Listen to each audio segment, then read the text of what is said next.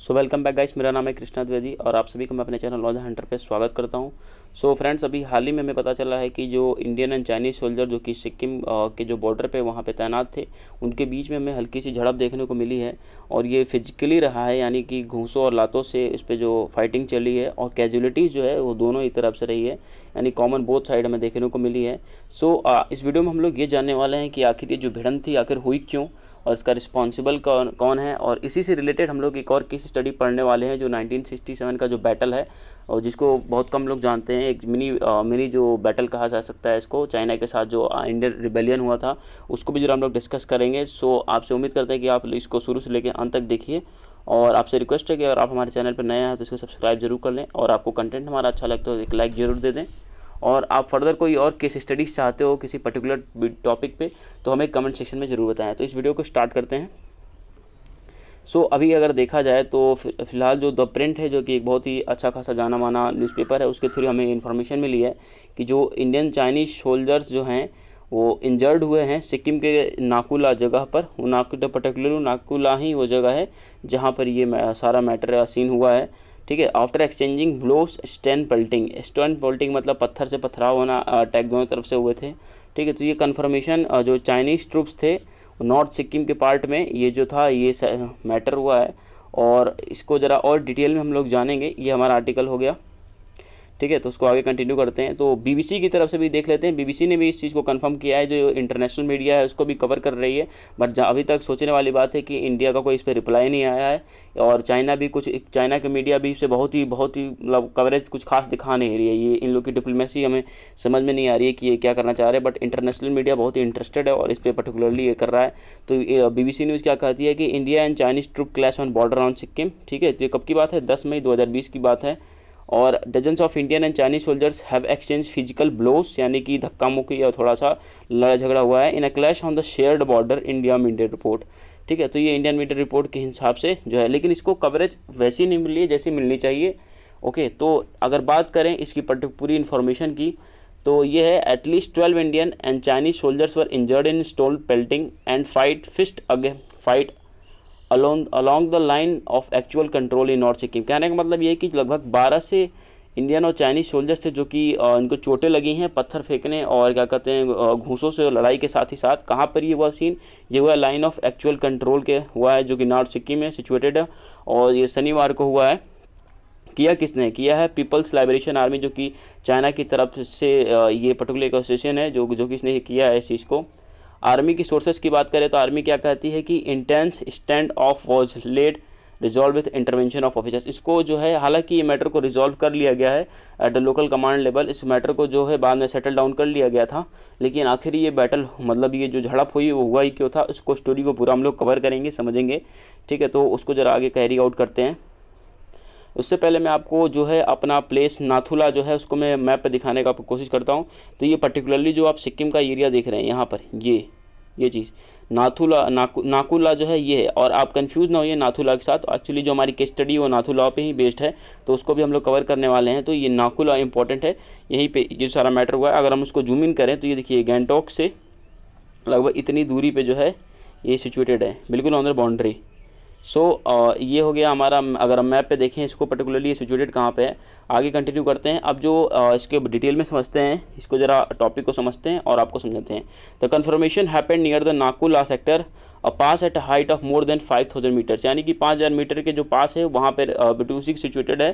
कहाँ पे? नाकुला के पास हुआ है, अभी बताया मैंने आपको।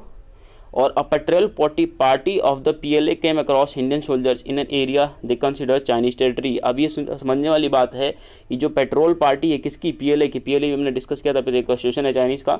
उन लोगों ने जो इंडियन टेरिटरी है, जो इंडियन सोल्जर्स थे उनको कहने लगे कि जो है वो हमारी चाइनीज़ टेरिटरी है, यानी कि जो इंडिया का पार्ट था उसे चाइनीज़ टेरिटरी को कहने लगे वो लोग। ठीक है, तो इसके बीच में क्या हुआ कि जो ट्रूप्स का आपस में आमना सामना हुआ, कुछ कही सुनी हुई। फिर उसके बाद उन लोगों ने ये भी कहा कि उन लोगों ने एक्सचेंज द ब्लोस। इसका मतलब है कि कुछ झड़प भी हुई दोनों ही तरफ से और पत्थर भी फेंके गए और कुछ इसी में कुछ लोग इंजर्ड भी हो गए। ठीक है, there was aggressive behaviour and minor injuries on both side. दोनों ही तरफ माइनर इंजरीज रही है, लेकिन जो बिहेवियर रहा है काफ़ी एग्रेसिव रहा है। बहुत ही मतलब दोनों तरफ से अटैकिंग नेचर रहा है। अब हमें समझना चाहिए कि इस पैंडेमिक के टाइम में आखिर ये चाइना क्यों कर रहा है। एक्चुअली देखा जाए तो एक चाइना की डिप्लोमेसी का नतीजा हम लोग कह सकते हैं कि वो जिसको सोचता है कि जो कमज़ोर कंट्री है उसको वो सोच रहा है कि मैं पर्टिकुलरली उसको मैं दबा दूंगा तो वो कुछ करेगा नहीं। जैसे भी जापान का ही केस ले तो जापान का एक पर्टिकुलर आइलैंड है, उस पर जो डकयार्ड थे अभी हम लोग आगे डिस्कस करने वाले हैं, वहाँ पे अपने शिप्स को पार कर दिया और वहाँ पे अपनी मनमानी करने लगा। सो बेसिकली वो कहने का मतलब ये है कि वो ये दिखाना चाह रहा है कि जो लोग हमारा विरोध नहीं कर रहे हैं उनके स्टेट के साथ या उन कंट्रीज़ के साथ हम लोग जो है इस तरह का बिहेवियर रख सकते हैं। बट एक्चुअली जो ये एग्रेसिव बिहेवियर है ये इंडिया में फेल हो गया, क्योंकि इंडियन आर्मी ने उसका बहुत ही बहादुरी के साथ पर्टिकुलरली उसको फाइट बैक किया था। ठीक है, both sets of soldiers disengaged after local level interaction and dialogue, दोनों के बीच में काफ़ी मतलब डायलॉग का कन्वर्सेशन में हुआ। फाइनली ये इशू रिवॉल्व हुआ कैसे? इशू रिवॉल्व हुआ through established protocols of such issues source of army headquarter से हेडेड, यानी कि जो इस इशू था उसके बारे में प्रोटोकॉल्स बनाए गए, समझाया गया कि आप पर्टिकुलरली ये हमारा रीजन है, जो बड़े बड़े जो ऑफिशियल्स थे उनके थ्रू ये मैटर को रिजॉल्व किया गया। तो मैटर ये था कि जो चाइनीज़ जो पीएलए थे वो ये क्लेम कर रही थी कि जो इंडियन की टेरिटरी से, अब चाइना की सबसे बड़ी बात तो ये है कि अगर पर्टिकुलरली ये हमारा इंडिया है, प्यारा सा इंडिया है, तो अगर हमने यहाँ पे थोड़ी देर के लिए बाउंड्री पे 1 घंटे के लिए छोड़ दिया तो तुरंत आके कब्जा कर लेते हैं और कहते हैं कि नहीं ये मेरा टेरिटरी है। ये इसी फिराद में रहते हैं। 1962 के केस में भी ऐसे ही हुआ था। सो ये इसी को मद्देनजर रखते हुए जो ये था, इस बार भी उन लोगों ने करने का प्रयास किया, बट ये अनफॉर्चुनेटली ये सक्सेस नहीं हुआ। इसको आगे कंटिन्यू करते हैं। तो नाथुला क्लासेस ये स्टार्ट हुआ था 11 सितंबर। अगर अभी आपको मैंने बताया था उस केस के बारे में, जो बेसिकली नाथुला जो मैंने यहाँ डिस्कस किया, ये हम लोग इसको यहाँ जानेंगे कि ये केस था क्या। तो नाथुला क्लासेस की बात करें तो ये 11 सितंबर 1967 में स्टार्ट हुई थी, जो कि पीपल लाइबरेशन आर्मी जो पीएलए है उसी के थ्रू लॉन्च हुई थी। तो ये अभी आपको मैं समझाता हूँ नाथुला है कहाँ पे। तो बेसिकली जो नाथुला है वो पर्टिकुलरली यहाँ पर कहीं है, यहाँ पर है।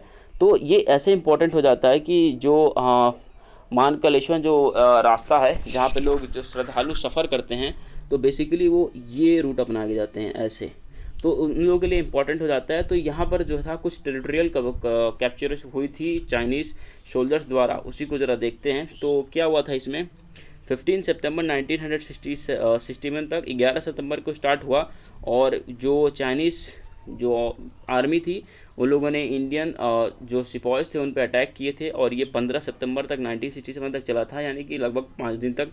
और इसी के साथ ही ये एंड भी हुआ था एक कुछ संधि के साथ ही। तो आप देख सकते हो कि ये जो हमारे सोल्जर्स हैं, आप विनिंग के बाद की फ़ोटो है। ठीक है, इसको आगे कंटिन्यू करते हैं। तो अगर ये पूरा सीन हम लोग समझें तो उसको ज़रा समझते हैं। 11 सितंबर की सुबह को क्या हुआ कि जो इंजीनियर्स एंड जवान्स यानी कि soldiers of Indian army started laying the stretch of fencing from Nathu La to Sebu La along the perceived border. इसका मतलब क्या है कि जो इंडियन आर्मी थी उन लोगों ने फेंसिंग करना शुरू कर दिया। कहाँ से? नाथुला से सेबुला, दो पर्टिकुलरली जगह हैं जहाँ से वो लोग फेंसिंग करना चाह रहे थे। बट एक्चुअली क्या हुआ कि according to an Indian account immediately a Chinese political, यानी कि इंडियन जो सोल्जर्स थे उनके अनुसार जो चाइनीज़ पॉलिटिकल कमिश्नर था उसने कुछ पर्टिकुलर टुकड़ी के साथ आकर के, और उसने वहाँ पर जो इंडियन का लेफ्टिनेंट कर्नल था जो कि उसके कमांडो के साथ खड़ा हुआ था, तो उसने क्या कहा, उसने कहा कि उसने पूछा कि जो इंडियन कमिश्नर है, इंडियन कर्नल है, कि आप ये जो वायर लगा रहे हो या फिर ये जो आप करा रहे हो इसको आप तुरंत स्टॉप कर दीजिए। ठीक है, तो फिर जो हमारे इंडियन सोल्जर्स थे, जो बहादुर हमारे इंडियन सोल्जर्स थे, उन्होंने कहा कि नहीं हम नहीं कर सकते, हमें ऊपर से ऑर्डर है, हमें फेंसिंग करनी है। तो इसके बीच में एक आर्गूमेंट स्टार्ट हो गया, और जो कि एक स्कफल बन गया, यानी कि धीरे धीरे मैटर गर्म होने लगा, उसको हवा मिल गई। ठीक है, after that Chinese went back to their bunkers. अब सोचिए वो अपने बंकर, ये 1962 वाला हाल करना चाह रहे थे, पर्टिकुलरली उन्हीं प्लानिंग के साथ आए थे। ठीक है, तो बंकर्स में गए और इंडियन के ऊपर जो है, और इंडियन जो थे वापस से अपने जो तारे हैं वो बिछाना शुरू कर दिए। तो ये वापस अपने बंकर में चले गए, बट इनका इंटेंशन कुछ और था। फिलहाल मैं इसको आपको एक हल्की झलक दे दूं कि उस वॉर में हुआ क्या था। जो इंडियन आर्मी थी उन्होंने 88 लोग मारे गए थे इंडियन आर्मी में, वहीं पीपल्स लिबरेशन आर्मी में 340 लोग मारे गए थे, 163 यहाँ घायल थे, और इधर 450। तो हमारी सेना का गौरव बात है कि वो उसने इतने अच्छे तरीके से उन लोगों को हैंडल किया, और बिल्कुल कुछ पता भी नहीं चला पॉलिटिकल सिचुएशन उस टाइम की। तो सोच सकते हो इंडियन आर्मी कितनी स्ट्रांगली इसको अपोज की थी। फिर आगे क्या हुआ, with in a few minutes of this a whistle was blown from Chinese side followed by medium machine gun firing. अब धीरे धीरे मशीन गन या रोटार्स दागने शुरू हो गए, और कहाँ से, पहले चाइनीज़ जो सिपॉइस थे उधर से स्टार्ट हुए, ठीक है। तो लेकिन इंडियन के पास कवर की कमी थी, वो लोग अभी भी लगाने में बिजी थे, क्या कहते हैं, जो उनका सिस्टम था, जो वायर्स बिछाने में बिजी थे। बट एक्चुअली में क्या, क्योंकि कवर ना होने के कारण इंडियन ट्रूप्स को थोड़ा सफ़र ज़्यादा करना पड़ा, हैवी कैजुअलिटी का सामना करना पड़ा। उसके बावजूद भी आप सोचिए जो चाइनीज़ सोल्जर्स हैं वो ज़्यादा मारे गए हैं, तो कितनी बहादुरी होगी हमारे इंडियन सोल्जर्स के पास, ठीक है। A little letter Indian troops open artillery from their side, उधर से भी जो है आर्टिलरी खोली गई। उसके बाद क्लैशेस चले, रात को भी लड़ाई होती थी, दिन को भी, मतलब ये आपस में तोक झोंक चलती ही रहती थी। 3 दिन तक चली, ठीक है। और आर्टिलरी का यूज हुआ, मोटार्स का यूज हुआ, और फाइनली इंडियन ट्रूप्स ने बीट बैक कर दिया चाइनीज़ फोर्सेस को, उनको पीछे हटा दिया। 5 days after the clashes and started an uneasy cease fire war arrange, यानी सीज फायर की जो है घोषणा हो गई, एक प्रॉपर सीज फायर का गठन कर दिया गया। तो अगर ये देखा जाए तो इसमें जो जीत हुई थी वो पर्टिकुलरली कोई सोचने वाली बात नहीं, इंडिया की ही जीत हुई थी, हमारा देश जीता था, ठीक है। तो ये जो केस स्टडी है बिल्कुल मिस हो जाती है, तो उसको हम लोग जाना जरूरी है। Due to adventurous position of Indian troops had because of their occupation of high grounds in the pass Sebu La and camels back, they were able to destroy many Chinese bunker. अब क्योंकि इंडिया का अपर हैंड इसमें आ गया था, तो इसके कारण Chinese bunkers, बहुत ढेर सारे चाइनीज़ बंकर्स को इंडिया ने बहुत आसानी से डिस्ट्रॉय कर दिया। अब बात करें इसके ऊपर एक पर्टिकुलर किताब भी लिखी गई जो कि watershed 1967 India's forgotten victory over China, particularly अभी हाल ही में पब्लिश हुई है, जो कि 2020 में ही पब्लिश हुई है। तो ये इस बुक ने पूरा कवर किया गया है, आप इससे जाकर डिटेल में इन्फॉर्मेशन ले सकते हो।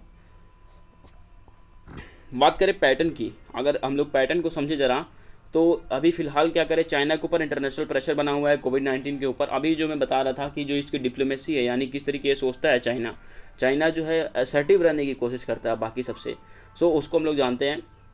इस प्रेशर के बावजूद भी वो जितना ज़्यादा इसके प्रेशर बनता जा रहा है, उतना ज़्यादा ये असर्टिव बनता जा रहा है, ठीक है। तो अभी अगर बात करें जापानीज़ टेरिटरी की, जिसको मैंने डिस्कस किया था कि मैं बताऊँगा अभी आगे, तो वही है जापानीज़ जो टेरिटरी है जिसका नाम है सेनाकू जो फ्लैश पॉइंट आइलैंड है। यहाँ पर क्या हुआ, जापान और जो चाइना था उसका जो शिप्स थे वो फोर्सफुली उसके डकयार्ड में हटा दिए गए, जापान के डकयार्ड में अपना जाकर रख दिया और उन सभी को हटा दिया, ठीक है। तो ये इसकी मनमानी आप कह सकते हो। तो ये बिल्कुल असर्टिव बनता जा रहा है, या फिर जिसको कमज़ोर समझता जा रहा है उसको ऊपर ये चीज़ें करता जा रहा है, ठीक है। बिग डिप्लोमेसी की बात करें, अब इंडिया का रोल क्या है, इंडिया जो है मतलब इसको बहुत हल्के में ले रहा है। जो क्वाड ग्रुप की बात करें तो इसमें बेसिकली 4 कंट्रीज आती है, इंडिया, यूएसए, ऑस्ट्रेलिया और जापान। तो उसमें से 2 तो पहले ही अलग होगी, जो कि यूएसए और ऑस्ट्रेलिया है, ठीक है। सो वो जो हमेशा चाइना पे प्रेशर डालती रहती है, whereas India and Japan have been quite as the issue, बिल्कुल चुप है, कुछ बोल ही नहीं रहती। इनकी वीक डिप्लोमेसी की, जो इंडियन गवर्नमेंट है उसकी वीक डिप्लोमेसी को ये दर्शाता है, ठीक है। चाइना पर haves take a sign of weakness, अब ये जो है इस कमजोरी का फ़ायदा उठा रहा है जो चाइना है फिलहाल इस टाइम के लिए।